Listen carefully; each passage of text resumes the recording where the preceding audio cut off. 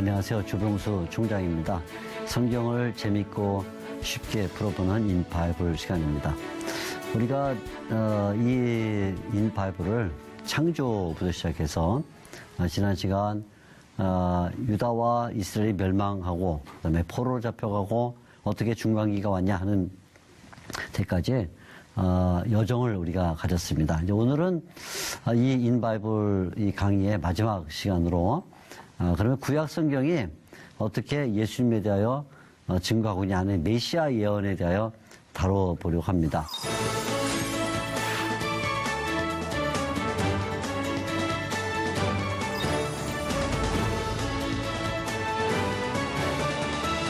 구약 성경은 예수님이 육체를 가지고 세상에 오셔서 그리고 고난을 당하시고 더 나아가 부활하시고 장차 하나님의 오른편에서 다스리시는 분이 될 것이라는 대한 전반적인 예언을 해주고 있습니다.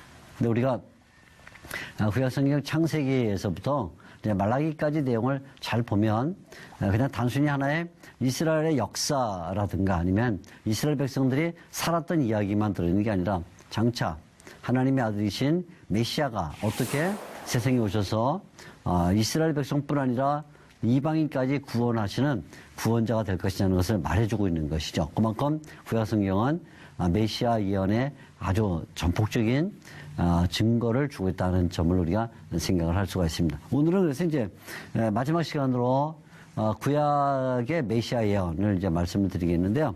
먼저 잠깐 목차를 보도록 하겠습니다. 예수님 자신이 구약 성경은 나에 대하여 증언하고 있다 이렇게 말한 내용들이 있습니다. 이제 우리 그런 점들을 좀 찾아보면서 구약 성경이 어떤 내용을 예수님에 대해 증거하고 있냐는 것을 보고요. 두 번째는 예수님의 제자들이었던 사도들이 또 예수님이 승천하신 이후에 구약을 보면서 구약은 예수님에 대하여 증언하고 있구나 하는 것을 배운 바로 그 가르침을 잠깐 볼 것입니다. 그리고 마지막으로 구약 성경에서 예수님을 예표하고 있는 구약 인물들이 많이 있는데 그중에 대표적인 몇 사람을 보면서 구약 성경은 인물 자체가 벌써 예수님을 상징하고 있구나 하는 것들을 생각을 해보도록 하겠습니다. 가장 먼저 예수님의 증언을 보겠는데요. 예수님은 이제 사역하시는 중에도 구약 성경이 나에 대하여 증언하고 있다 이렇게 말씀을 하시고 또 예수님은 순환을 당하실 그쯤에도 역시 이에 대하여 매우 강조를 하신 것을 볼 수가 있습니다.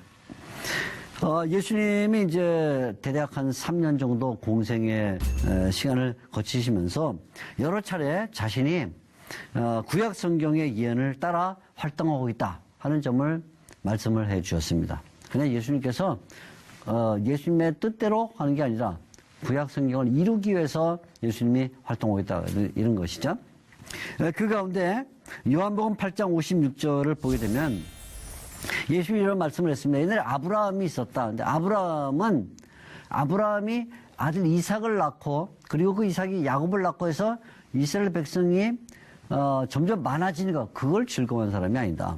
아브라함이 정말 즐거운 것은 뭘 즐거워했냐면 나 예수 그리스도 메시아가 오는 그 메시아의 나를 바라보면서 즐거워했다 이렇게 말을 했습니다.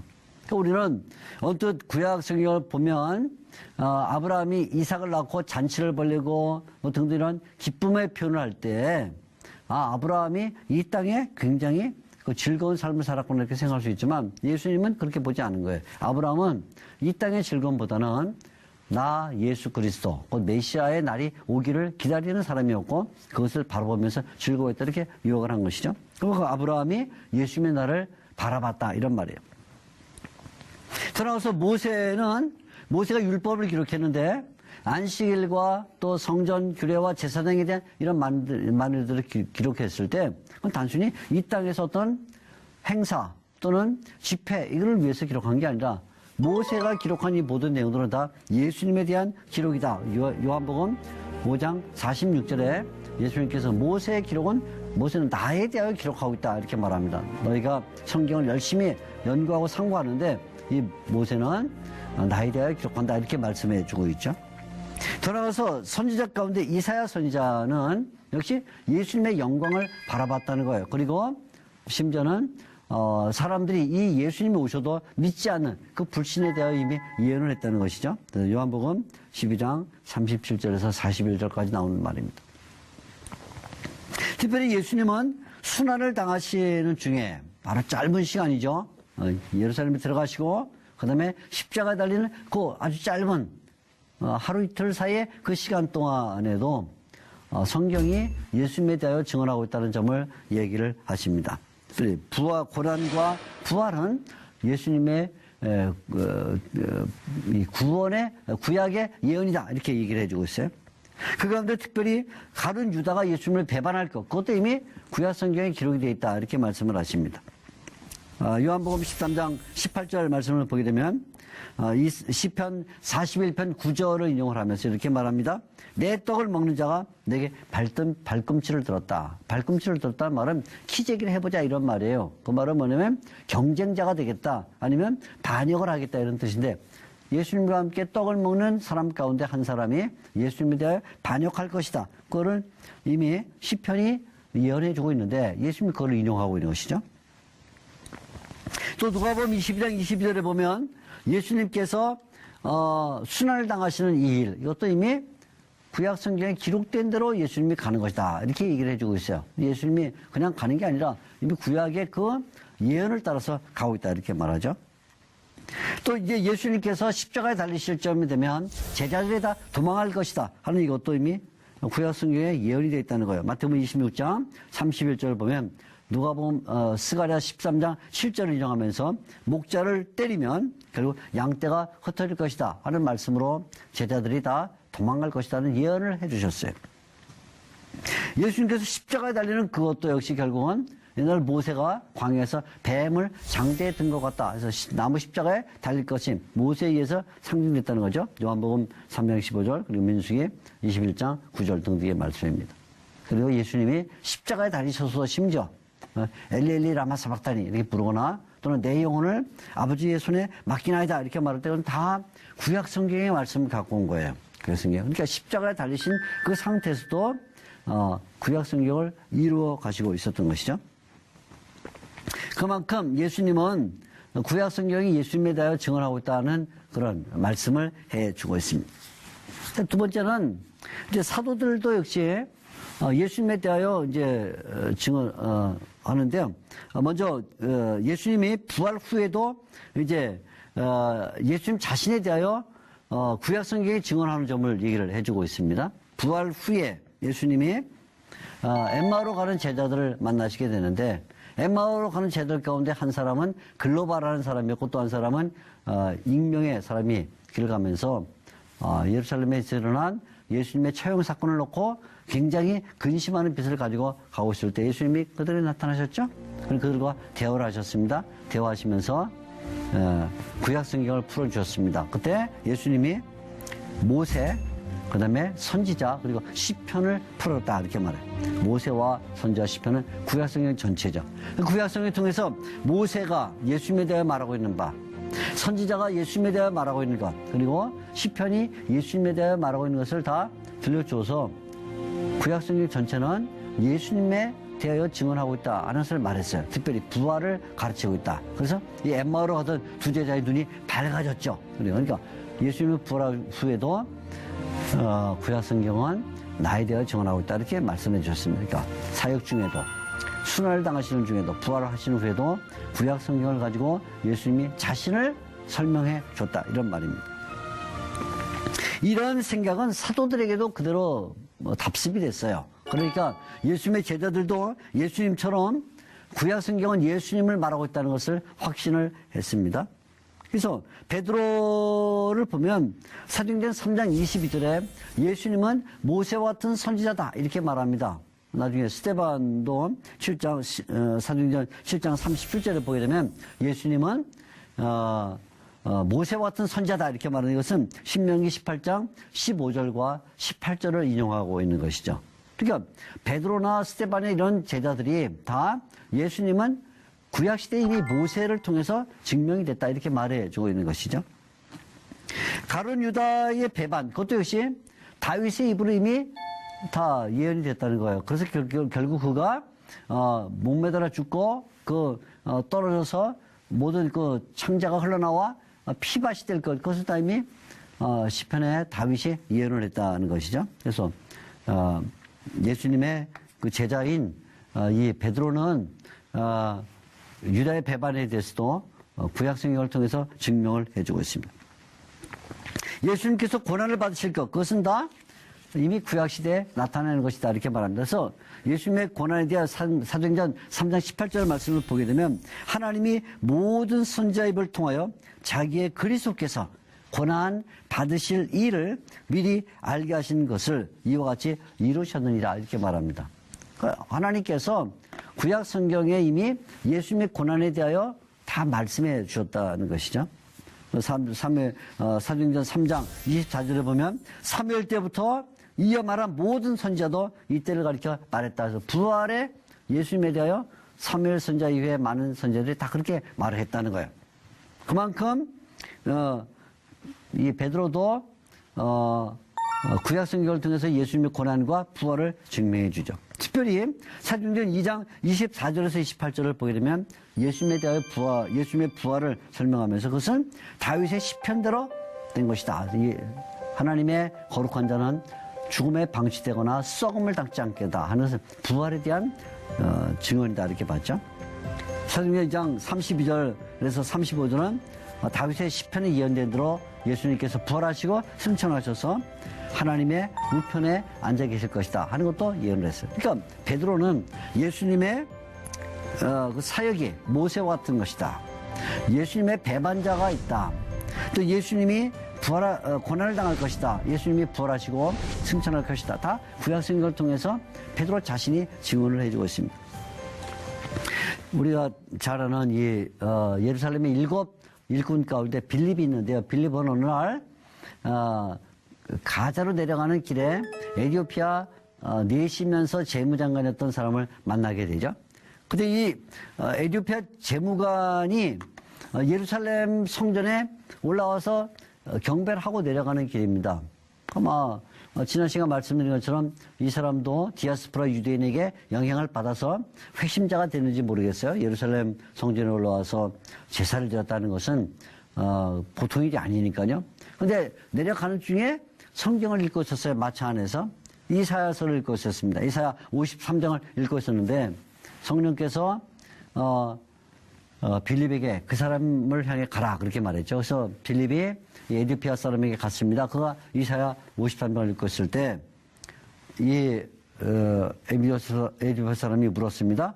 도대체 여기 나오는 이 내용이 누구에 대한 내용이냐 이랬을 때 빌립은 바로 이사야 53장을 가지고 이번이 바로 예수님을 가리키는 것이다. 예수님에 대한 증언을 했어요. 그러니까 빌립 자신도 이미 구약 성경에 이사야 53장은 예수님의 고난에 대하여 말하고 있다는 것을 설명을 해준 것이죠.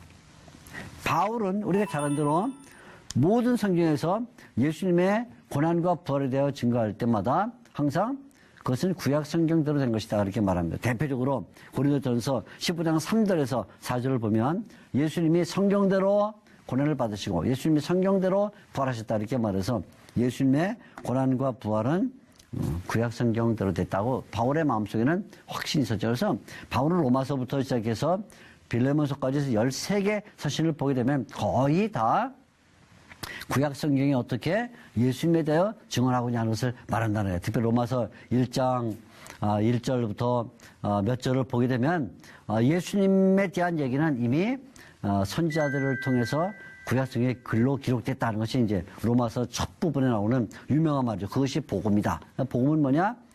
복음은 하나님께서 선지자들의 입을 통해서 구약 성경에 예수님에 관하여 기록한 그것이 복음이다. 그래서 예수님에 관해서 구약 성경에 기록됐다. 이렇게 바울도 로마서 처음에 얘기를 해주고 있습니다. 자, 우리가 이제 이 구약 성경 가운데 몇 인물을 보면서 대표적으로 이 인물들이 예수님을 예표하게 하였다 하는 것을 이제 살펴보게 될 텐데 많아요. 굉장히 많지만 그 중에 우리가 세 사람만 특별히 살펴보도록 하겠습니다. 첫째는 아담입니다. 아담에 대하여는 사도 바울이 로마서 5장 12절부터 21절까지 아담에 대하여 설명하면서 예수님과 비교를 합니다. 그래서 이 바울은 아담은 오실 예수님의 표상이다 이렇게 말했어요. 로마서 5장 14절에 나오는 말씀인데 아담은 이제 장차 오실 예수님의 표상이다. 그래서 아담 첫사람이라 이렇게 부르고 예수님은 둘째 아담이다 이렇게 부르는데 첫 아담과 둘째 아담 예수님이 비교가 되는 것이죠. 이제 바울은 이 첫 아담과 둘째 아담 곧 예수님과 비교하면서 같은 점이 있고 다른 점이 있다 이렇게 말해주고 있어요. 같은 점은 뭐냐? 같은 점은 한 사람 아담으로 말미암아 죄가 들어온 것처럼 한 사람 예수님으로 말미암아 생명이 들어오게 됐다 이것이죠. 그래서 한 사람이라는 것은 동일하다 이렇게 얘기를 해주고 있습니다. 그러니까 아담 이후에 많은 사람을 통해 죄가 들어온 게 아니라 아담 한 사람의 범죄가 결국은 사망을 갖고 왔다 그죠? 한 사람. 마찬가지로 예수님 한 분 때문에 생명이 들어왔다 이렇게 말해요. 구원이 들어왔다는 거죠. 그래서 한 사람이다 하는 점은 똑같다. 그래서 아담은 오실자의 표상이다 이렇게 볼 수 있습니다. 그러나 다른 점이 있다는 거예요. 뭐가 다르냐면 아담은 불순종을 했다 그것이죠. 그러나 예수님은 순종을 했다 이것입니다. 아담은 하나님께서 선악을 알게 하는 나무 열매를 먹지 말라 이렇게 말했을 때 그때 불순종을 했습니다. 예수님은 십자가에 달려 죽는 그 일에 대해 순종을 했습니다. 그러니까 우리 아담과 예수님의 사건에서 비교되는 것은 둘 다 나무의 사건이에요. 하나는 선악을 알게 하는 나무, 그리고 예수님은 저주의 나무에 달리셨는데 이 선악을 알게 하는 나무의 문제에서 아담은 불순종을 했고 예수님은 저주의 나무, 십자가에 대해 순종을 함으로써 완전히 다른 길을 가게 됐죠. 그리고 아담의 불순종은 죽음을 가져왔고 예수님의 순종은 생명을 가져왔다 이렇게 말해주고 있습니다. 그래서 아담은 인간의 불의를 보여주는 인물이라면 예수님은 하나님의 은혜와 칭의 그리고 구원을 보여주는 분이다 이렇게 말함으로써 아담을 통해서 예수님이 벌써 보여줬다 이렇게 말을 해주고 있습니다. 두 번째 인물은 모세인데요. 모세는 창세기 3장 22절 그리고 이미 앞에서 말씀드린 것처럼 스데반의 설교인 7장 37절에 두 번 예수님을 모세와 같은 선지자다 이렇게 말합니다. 이 내용은 신명기 18장 15절 18절을 말해주고 있는 것인데 구약시대에 모세와 같은 선지자가 없죠. 왜냐하면 모세는 하나님의 등을 본 사람이다 이렇게 말합니다. 하나님이 대면하여 말한 사람이다 이렇게 신명기 마지막 부분에 이야기를 하고 있는데 그만큼 위대한 선지자였습니다. 하나님께서 모세를 데려가시면서 앞으로 이 땅에 한 번 모세와 같은 선지자가 올 것이다 이렇게 말했습니다. 그게 누구냐면 바로 예수님이죠. 베드로가 사도행전에서 3장 20절 스데반이 7장 37절에서 예수님은 모세와 같은 선지자다 이렇게 말해주고 있습니다. 자, 어떤 면에서 모세가 예수님을 위한 모형이 될까요? 첫째는 그 선지자와 같다 하는 점이에요. 선지자와 같다. 그래서 예수님도 선지자로 오셔서 이스라엘 백성들에게 하나님의 그 메시지를 전달해 준 것이죠. 우리가 오래전에 선지자와 제사장의 역할을 비교를 했었는데 제사장은 사람의 문제를 하나님께로 가져가는 인물이라 이렇게 말하면 선지자는 하나님의 말씀을 백성에게 가져오는 것이다. 근데 예수님이 하나님의 아들로서 세상에 오셔서 하나님의 말씀을 세상에 전했다 하는 점에서는 선지자죠. 그 점이 모세와 같다 하는 거예요. 두 번째 중요한 것은 모세가 예수님을 위한 모형이다 하는 것은 모세가 그리스도를 위해서 고난을 받았다는 점이에요. 그래서 히브리서 11장 25절을 보게 되면 히브리서 11장 25절에 모세는 그리스도를 위하여 고난을 받았다 이렇게 말해주고 있습니다. 굉장히 특이한 표현인데요. 모세가 본래는 이집트의 양자가 되어서 이집트 공주의 양자가 되어서 그날에 온갖 보화와 보물, 권세와 능력을 얻을 수 있는 그런 인물이었는데 어느 날 그가 그리스도를 위해서 고난을 받는 길을 가게 됐다. 그래서 그리스도의 고난의 행렬에 동참했다 이런 말이죠.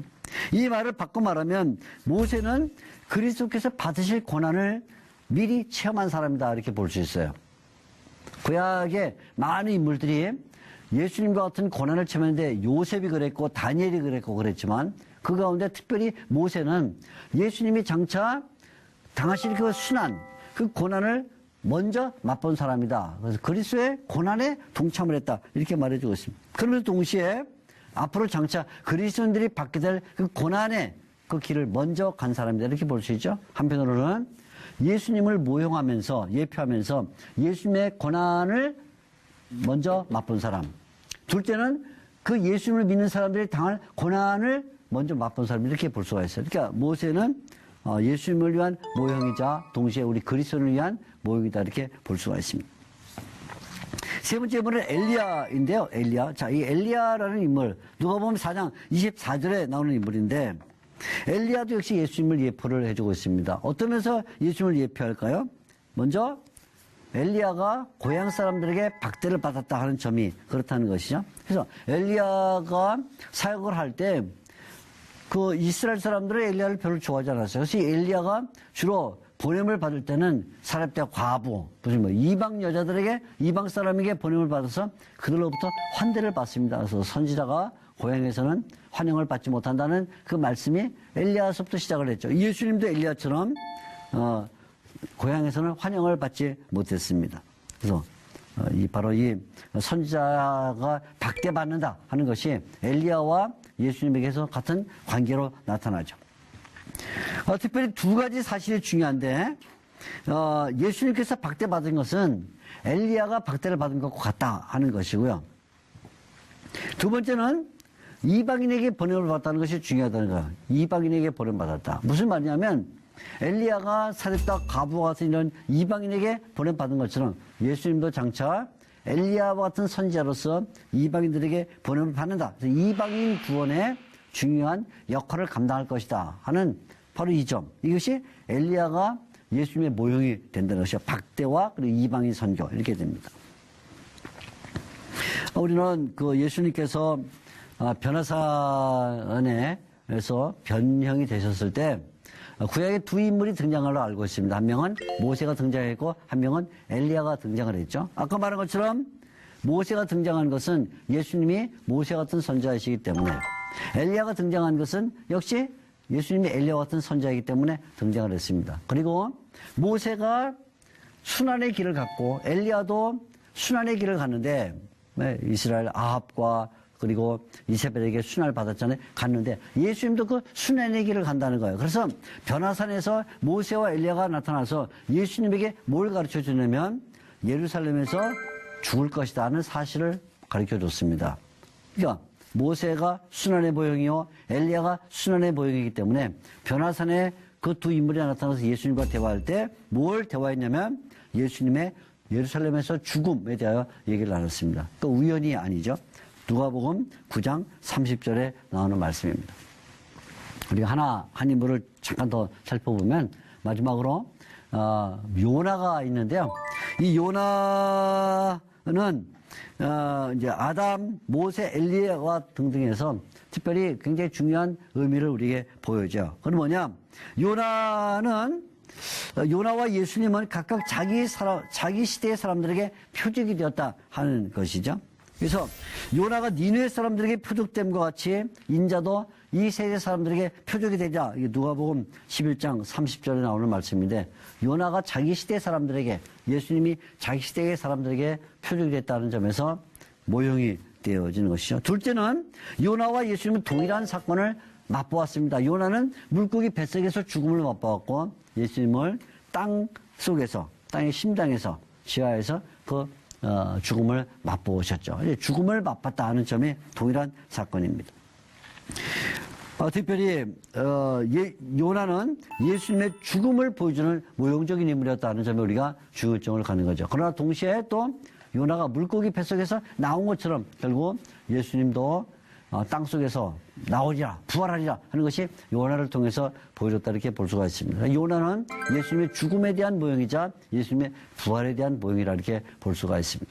구약 성경에 보여주고 있는 인물들 가운데 많은 인물들이 예수님을 예표를 했습니다. 그래서 우리가 구약을 읽을 때 단순히 이스라엘의 역사 아니면 세상에 속한 내용들 이런 것을만 읽으면 안 되고 반드시 구약 성경에서 어떻게 예수님을 말하고 있냐 하는 점을 같이 읽어야 되죠. 그러려면 반드시 신약 성경을 통해서 구약을 읽어야 되는 것이고 구약을 통해서 신약을 읽어야 되는 것입니다. 우리가 성경을 읽을 때는 구약 성경과 신약 성경을 잘 조합시키면서 서로 병행적으로 이렇게 읽을 때 구약 성경이 신약 성경에 의해서 더 빛을 내게 되고 신약 성경은 구약 성경에서 더 빛을 내게 되는 이런 관계가 형성된다 하는 것을 알게 됩니다. 사랑하는 시청자 여러분, 지금까지 우리가 창조로부터 시작해서 구약이 예수님에 대하여 예언하고 있다는 얘기까지 들었습니다. 이 많은 방대한 하나님의 말씀, 우리가 늘 가까이 하고 또 이 말씀을 연구하고 배워서 우리의 신앙을 지키고 우리의 소망은 세상에 있는 것이 아니라 오직 하늘에 있고 하나님께 있다 하는 것을 믿으면서 가야 될 것입니다. 예수 그리스도를 믿는 이 믿음이 늘 충실해서 그분의 은혜가 여러분들 모두에게 임하기를 바랍니다. 지금까지 시청해 주신 여러분들께 진심으로 감사를 드립니다. 감사합니다.